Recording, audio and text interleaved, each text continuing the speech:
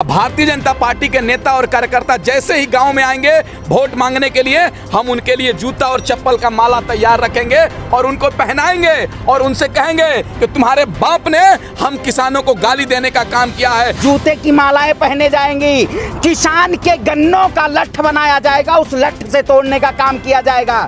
धान की रोपाई होगी, उस धान की रोपाई में इनको घुसा के कनई में दौड़ाया जाएगा। से भारतीय जनता पार्टी के नेता, आरएसएस के नेता और बजरंग दल के नेताओं ने इस किसान आंदोलन को बदनाम करने के लिए, किसान आंदोलन को उखाड़ने के लिए कल आए थे।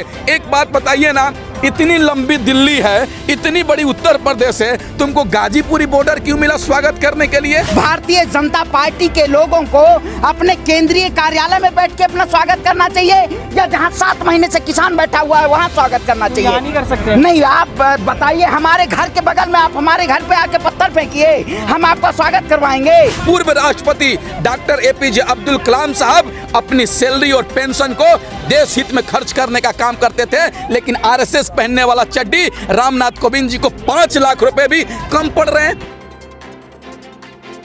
कुछ नहीं मिल रहा तो भाजपा की मतलब अगर यहाँ आएगा तो विरोध करना क्या मतलब? यहाँ गाड़ियाँ तोड़ने का क्या मतलब? यहाँ नहीं, भारतीय जनता पार्टी के नेताओं को और गांव में उनको बैन हो गया है। अब भारतीय जनता पार्टी के नेता और कार्यकर्ता जैसे ही गांव में आएंगे वोट मांगने के लिए, हम उनके लिए जूता और चप्पल का माला तैयार रखेंगे और उनको पहनाएंगे और उनसे कहेंगे कि तुम्हारे बाप ने हम किसानों को गाली देने का काम किया है, तुम्हारे नेता संसद में बैठकर किसानों को गाली देने का काम किया है, तुम्हारे प्रधानमंत्री ने महंगाई को आसमान छूने का काम किया है, तुम्हारे प्रधानमंत्री ने किए गए वादे को पूरा नहीं किया है। तो तुम गांव में आओगे तो तुमको जूता का माला पहनाया जाएगा, चप्पल का माला पहनाया जाएगा और विरोध किया जाएगा और ये सरकार को बताया जाएगा कि सरकार हमारी मांग पूरी नहीं करती है। अगर किसानों की मांग पूरी नहीं करती है, महंगाई कम नहीं करती है, तो उसको इसी से स्वागत किया जाएगा, जूता और चप्पल का माला पहनाया जाएगा मोदी जी को और अमित शाह जी को।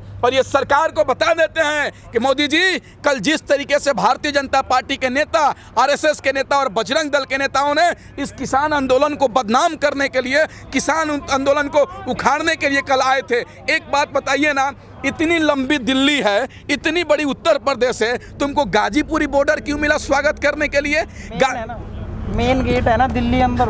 एक बात समझिए, गाजीपुरी क्यों मिला और उसके बाद हुआ क्या? स्टेज पर आकर भारतीय जनता पार्टी का बैनर, झंडा लगाया जा रहा है और किसानों आंदोलन को बदनाम करने के लिए भारतीय जनता पार्टी के कार्यकर्ता खुद से गाड़ी को तोड़ने का काम कर रहे हैं। कल तो दिख गया भारतीय जनता पार्टी कितनी गंदी राजनीति कर रही है।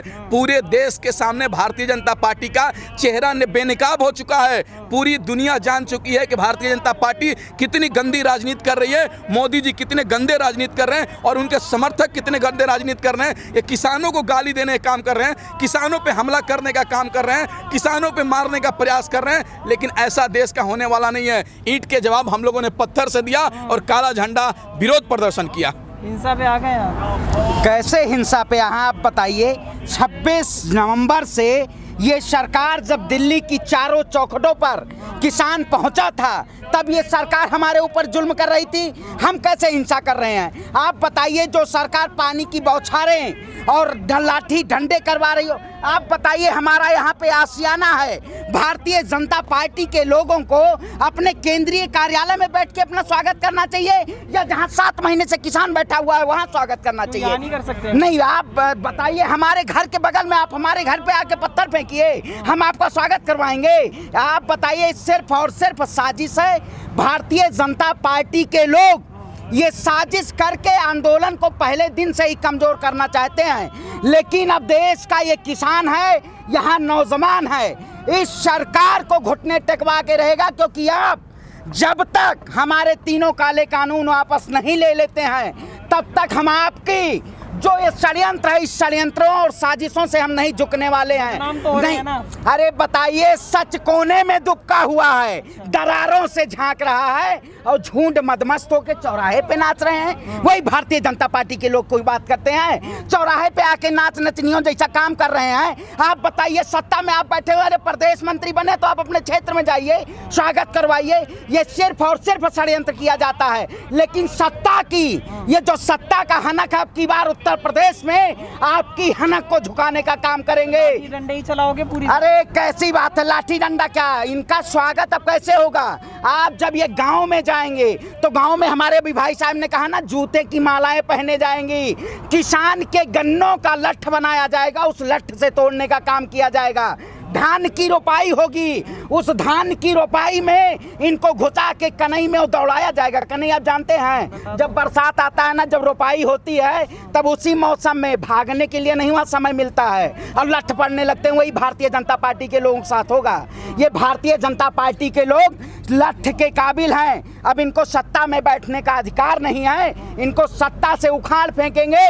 2022 में आने वाला 5 राज्य विधानसभा, ये हमारे ऊपर जुल्म ना करें।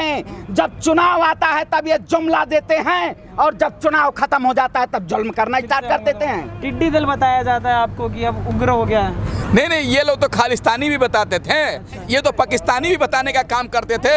ये लोग सत्ता में बैठे लोग हैं, जब देश का युवा रोजगार मांगता है तो उसको टुकड़े टुकड़े गैंग करते हैं। जब महिलाएं सीए और एनआरसी के खिलाफ आंदोलन करती हैं तो उसको अब पाकिस्तानी प्रस्त कहते हैं। जब देश का अन्नदाता भगवान, अन्नदाता जो पूरे दुनिया को खिलाता है, जब अपने हक और अधिकार के लेकर सड़क पर आता है, खालिस्तानी कहते हैं। अरे हम लोग टिड्डी गैंग हैं, ये लोग तो चड्डी गैंग है, हाफ चड्डी पहनने वाले अब फुल पैंट पे आ गए हैं। ये आरएसएस के चड्डी खाकी पहनने वाले बात करेंगे हमसे, जो लोग अपने कार्यालय में लंबे समय तक तिरंगा झंडा पे नहीं फहराया, आज हमको ज्ञान देने की बात करते हैं। भारतीय जनता पार्टी के बेनकाब हो चुकी है। और गुंडे, या बजरंग दल और बीजेपी क्या है? यह गुंडे है, आतंकवादी संगठन है जो देश के लोगों पर हमला करने का काम कर रहा है। आज भारतीय जनता पार्टी नहीं, भारत जलाओ पार्टी हो गया, क्योंकि जिस तरीके से देश में भारतीय जनता पार्टी दंगा और फसाद करना चाहती है, यह आज से पता चल गया कि भारतीय जनता पार्टी का नीति और नियत दोनों साफ नहीं है। जिस तरीके से देश में माहौल खराब करने का काम किया जा रहा है,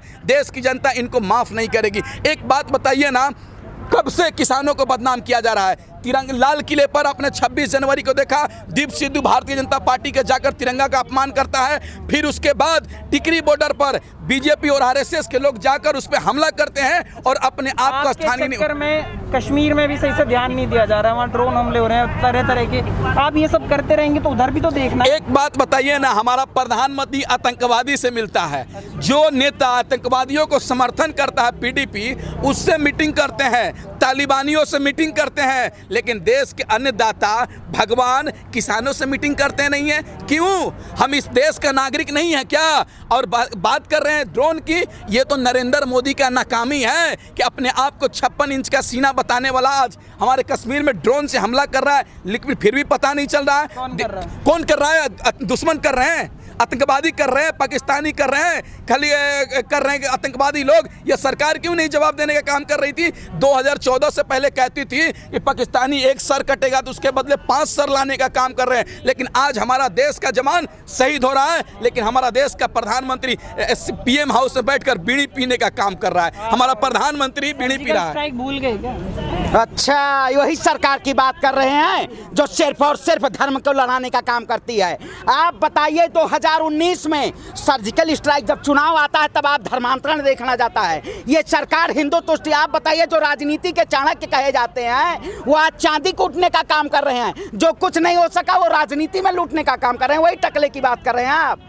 बताइए, ये सिर्फ और सिर्फ गृह मंत्री जी क्या काम करते हैं? उत्तर प्रदेश का चुनाव जैसे आएगा, यहाँ उत्तर प्रदेश में तुरंत धर्म बदला जाने लगेगा। देख रहे होंगे आज स्ट्रीम मीडिया में, दलाली मीडिया में आप भी वही बात करते हैं। सिर्फ और सिर्फ जुमले वाली पार्टी है। हिंदू मुस्लिम लड़ाते रहो, अपनी रोटी सेके रहो। जहाँ पे अनपढ़ लोग नहीं, ड्राइविंग लाइसेंस उनका नहीं बनता है क्योंकि उनको सिग्नल नहीं दिखाई देता होगा ना, लेकिन अनपढ़ हमारे प्रधानमंत्री बैठे हुए हैं और डिग्री फर्जी ले रखी है। ये सिर्फ और सिर्फ फर्जीवाड़े लोग हैं, इनको सत्ता में बैठने का अधिकार नहीं है। ये समझ लीजिएगा, अब देश की जनता जान चुकी है। ना आप युवा की बात करते हैं, ना किसान की बात करते हैं, ना छात्र की बात करते हैं, ना आप स्वास्थ्य की बात करते हैं। सिर्फ और सिर्फ आप अपने स्वार्थ की बात करते हो। जो सरकार आज तक स्वार्थ में काम वही है।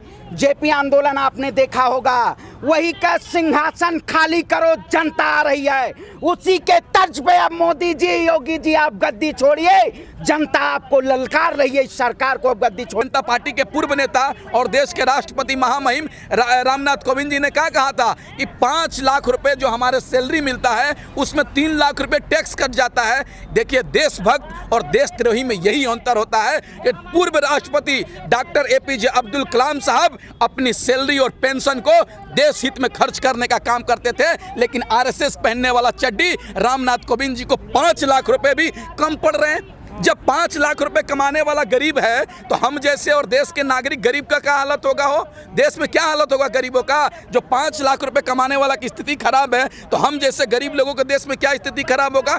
ये पूरे तरीके से देश के लोगों को आज जिस तरीके से भूखे मारने का काम कर रही है सरकार, उनको खाना छीनने का काम कर रही है, रोजगार छीनने का काम कर रही है, लेकिन देश के मेन स्ट्रीम मीडिया और सरकार इस पर चर्चा नहीं कर रही है। चर्चा किस पे कर रही है? धर्म परिवर्तन पर, जनसंख्या नियंत्रण कानून पर। तो मोदी जी जरूरी है, बिल्कुल जरूरी है, मैं मानता हूं, लेकिन 4.5 साल में योगी जी कौन सा आप नशा मारे थे? गांजा?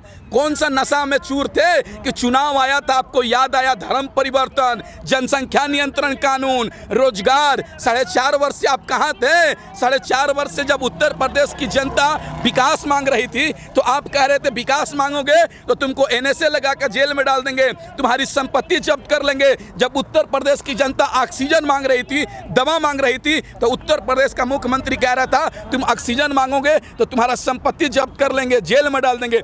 आजादी के बाद से उत्तर प्रदेश को ऐसा अभागा, निकम्मा, आवारा मुख्यमंत्री कभी नहीं मिला था। उत्तर प्रदेश की जनता इन भाजपाइयों को, इन मोदी को, योगी को, सबको भगाने का काम करेगी।